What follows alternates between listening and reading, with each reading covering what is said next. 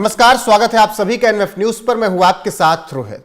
पश्चिम बंगाल हिंदू और हिंदुओं को टारगेट करने का प्लान और लगातार उन पर हो रहा अत्याचार कोई नई बात नहीं है, कोई पहली खबर नहीं है। हर दिन अगर आप उठेंगे और पश्चिम बंगाल की खबर पर ध्यान देंगे तो कहीं ना कहीं ऐसा मामला निकलकर सामने आ ही जाता है जहां पर हिंदुओं पर अत्याचार हुआ, हिंदुओं की बहन बेटियों के साथ दरिंदगी हुई या फिर उनके पूजा स्थलों पर पत्थरबाजी हुई। जब वक्त आता है नवरात्रि का तो किस तरीके से हुड़दंग मचाया जाता है वो सब देखते हैं, लेकिन ममता बनर्जी खामोश बैठी रहती हैं। और जब बात हिंदुओं की आती है, उनकी आवाज उठाना शुरू कर दी जाती है, तब पश्चिम बंगाल की पुलिस कहने लगती है कि अफवाह मत फैलाइए।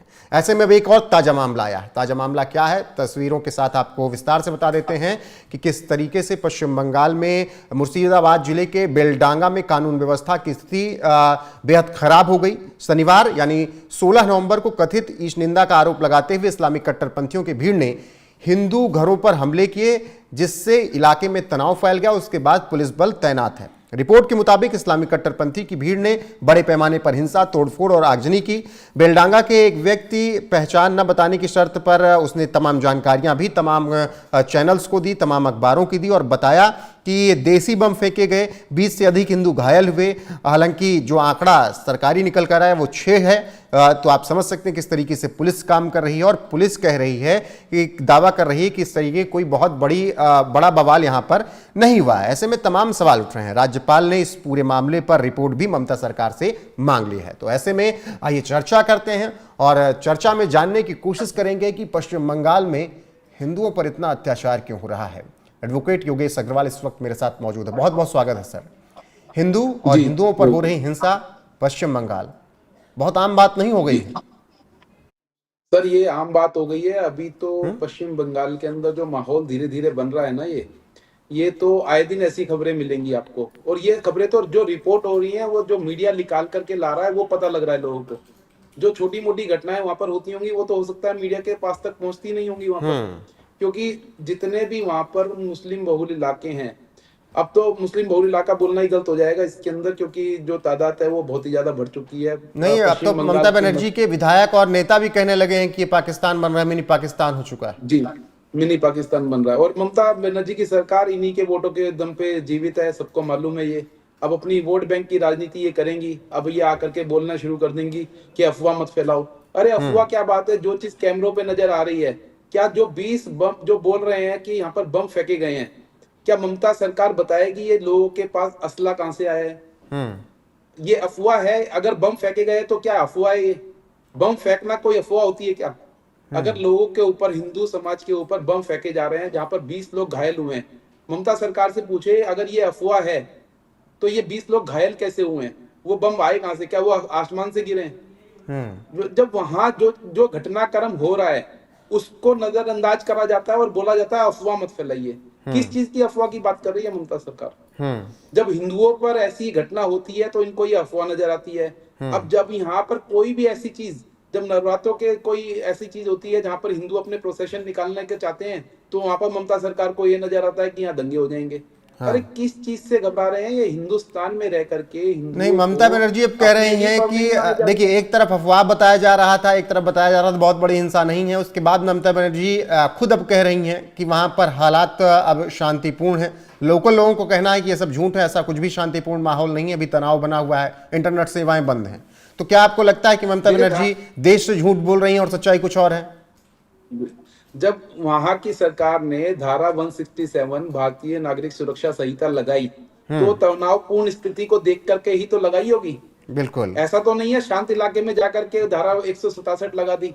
भाई वहां पर सब कुछ ठीक ठाक चल रहा है और धारा 167 लगा दो, इंटरनेट बंद। आज मन है धारा 167 लगाने का, चलो लगा देते हैं, बैठ के आराम करेंगे। हाँ, आराम करेंगे। अब वहां पर 5 लोग इकट्ठे हो जाएंगे तो उनको अरेस्ट कर लेंगे। अब ये अरेस्ट किसको करेंगे ये भी देखना पड़ेगा। ये किनके लिए धारा 167 लगाई है ये भी पूछ लीजिए। जब वहां पर माहौल बिगड़ा, वहां इतने सारे लोग इकट्ठे हुए, जब वहां पर बम फेंके गए हिंदू समाज के ऊपर, तब ये धारा कहां थी? तब पुलिस प्रशासन कहां था? तब ममता सरकार कहां थी? अब जैसे ही यहाँ पर ये लगता है कि इसमें आवाज उठाई जाएगी, हिंदू पक्ष के द्वारा ये बोला जाएगा कि उनके ऊपर जुर्म करा जा रहा है, तो यहाँ पर ये बोला जाता है कि माहौल खराब हो रहा है।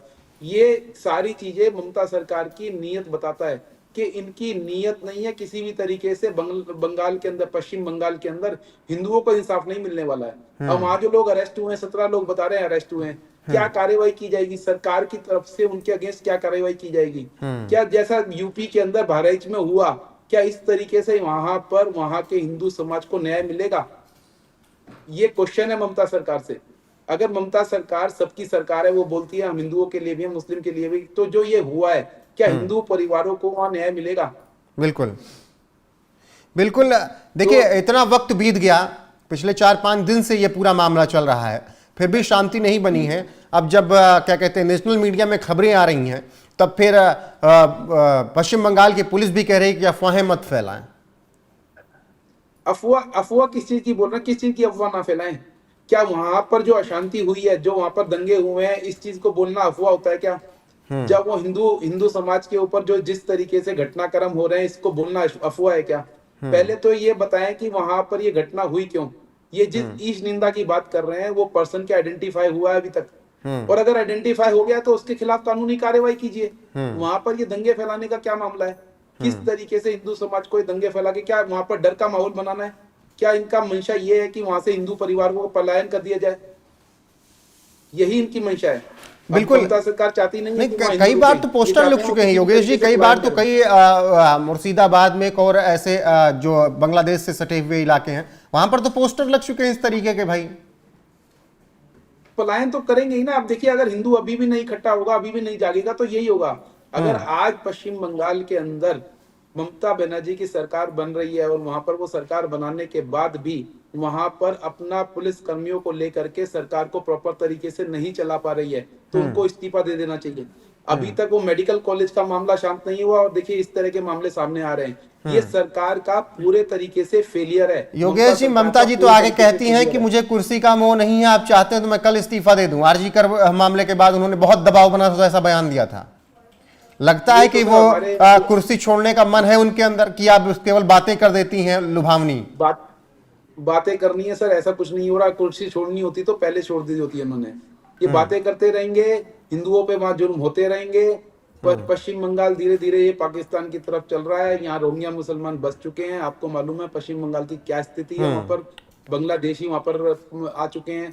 हिंदू धीरे धीरे पलायन कर रहे हैं। हिंदुओं के त्योहारों पर उनके प्रोसेशन निकलने में बड़ी ही डिफिकल्टी है। वहां उनको बोला जाता है अपने प्रोसेशन को शांति तरीके से निकालिए। किस तरह के शांति प्रोसेशन से करवाना चाहते हैं? क्या चाहते हैं कि हिंदू परिवार अपने त्योहारों को मनाने के लिए घर से बाहर ही ना निकले? वो हिंदू त्योहार अपने मनाने ही छोड़ दे, अपने आस्था को खत्म कर दें, या वहां से निकल जाएं, वहां से पलायन कर लें। तो ये जो माहौल है धीरे धीरे पश्चिम बंगाल के अंदर बन गया है। अच्छा, अब मुझे लगता है केंद्र के अंदर भी इनको इसके बारे में सोचना पड़ेगा। बिल्कुल आता हूं, केंद्र पर आता हूं। योगेश जी, केंद्र को क्या करना चाहिए आता हूं। हम लगातार पश्चिम बंगाल का जब भी मामला आता है तो हम लगातार अमित शाह से सवाल करते ही हैं, गृह मंत्री से और प्रधानमंत्री से, कि आखिर क्यों इतनी वहां पर दिक्कतें हैं। लेकिन उससे पहले मैं टीएमसी के नेता कुणाल घोष के एक बयान पर आपकी राय लेना चाहूंगा। कुणाल घोष कह रहे हैं कुछ दुष्ट ताकतें लोगों को भड़काने की कोशिश कर रही हैं और यही दुष्ट ताकतें भ्रम फैला रही हैं और हिंसा के लिए जिम्मेदार हैं। ये टीएमसी के नेता कुणाल घोष कह रहे हैं। इनकी जिम्मेदारी है कि प्रदेश में शांति व्यवस्था रहे और ये ऐसी बातें कह रहे हैं। इनसे पूछिए वो दुष्ट कौन है? जो बम फेंकते हैं वो दुष्ट हैं। ये जो लोग घायल हुए हैं वो दुष्ट हैं। घायल करने वाले दुष्ट होते हैं या घायल करवाने वाले दुष्ट होते हैं? ये ऐसा बयान देने वाले ही दुष्ट हैं। मुझे तो लगता है इनकी मंशा ही ये है। ये आज भी इतना बड़ा वाकया होने के बाद भी दूसरे पक्ष को दुष्ट बोल रहे हैं। अरे क्या दुष्टता है बताए तो सही। दुष्टता तो इनकी है। बम फेंकने के बाद भी इनको ये नजर नहीं आ रहा है कि यहाँ पर बम फेंके गए हैं। बिल्कुल। इनके देश इनके प्रदेश के अंदर लोगों के पास असला बारूद है। कैसे प्रशासन के होते हुए भी लोगों के घरों में असला वहां पर मिल रहा है? कैसे ऐसी छोटी सी बात के ऊपर वहां पर बम फेंके जा रहे हैं और प्रशासन कुछ नहीं कर पा रहा है? बिल्कुल योगेश जी, और इसीलिए तमाम सवाल है। आखिरी सवाल के साथ समाप्त करते हैं। जो अक्सर पश्चिम बंगाल के मुद्दे पर मेरा सवाल वही होता है कि जब इतनी दिक्कतें हैं पश्चिम बंगाल में, जब खुद राज्यपाल जो भी रहे, अभी सीवी बोस हैं, वो कह रहे हैं कि मैं अपने सभी कार्यक्रम रद्द कर रहा हूं क्योंकि बेलडाक के इस पूरे मामले पर मुझे नज़र बनाए रखनी है। वो राजभवन से हर एक जानकारी वहां से ले रहे हैं। तो ऐसे में क्यों हर बार गृह मंत्री अमित शाह, प्रधानमंत्री नरेंद्र मोदी या भी जो सिक्योरिटी एजेंसीज हैं, वो क्यों कोई ऐसा फैसला नहीं लेती जिसकी वजह से पश्चिम बंगाल को कंट्रोल में लाया जा सके? ऐसा लगता है कि हाथ से निकल रहा है पश्चिम बंगाल। देखो, इनकी अमित शाह जी की भी कुछ अपनी राजनीतिक डिफिकल्टीज होंगी, जो इतना कुछ होने के बाद भी यहाँ पर कोई फैसला नहीं लिया जा रहा है। नहीं तो केंद्र को तो ऐसी घटनाओं को देख करके इमीडिएटली इनके ऊपर सख्त से सख्त फैसले लेने चाहिए, और ताकि इस तरह की घटनाओं को रोका जा सके।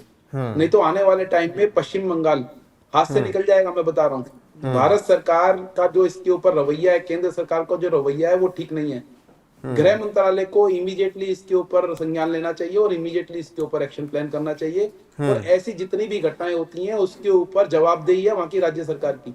ममता सरकार को जवाबदेही बनाना चाहिए इसके अंदर। अगर वो इतना बोल करके इससे निकलना चाह रहे हैं कि अफवाह मत फैलाओ, दुष्ट लोग यहाँ पर इस ताकतें काम कर रही हैं, तो इस तरह के बयानों को आड़े हाथे लेना होगा केंद्र सरकार को।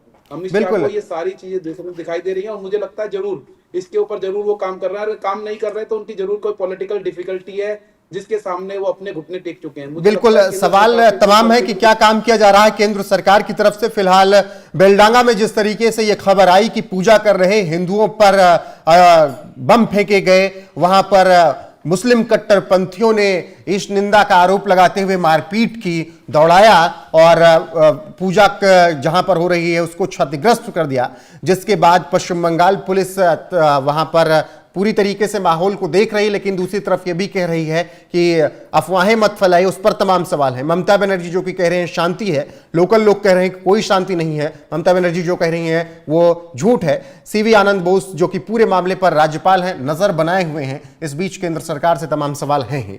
ऐसे में योगेश अग्रवाल जी, आपका इस चर्चा में जुड़ने के लिए और बहुत अच्छे से समझाने के लिए केंद्र सरकार को क्या करना चाहिए और ममता सरकार किस तरीके से, किस मानसिकता से हिंदुओं के खिलाफ काम कर रही है, बहुत बहुत शुक्रिया आपका। अब दर्शकों की बारी है कि वीडियो को शेयर करें, लाइक करें, चैनल को सब्सक्राइब करें और बने रहें एनएमएफ न्यूज पर लगातार। नमस्कार।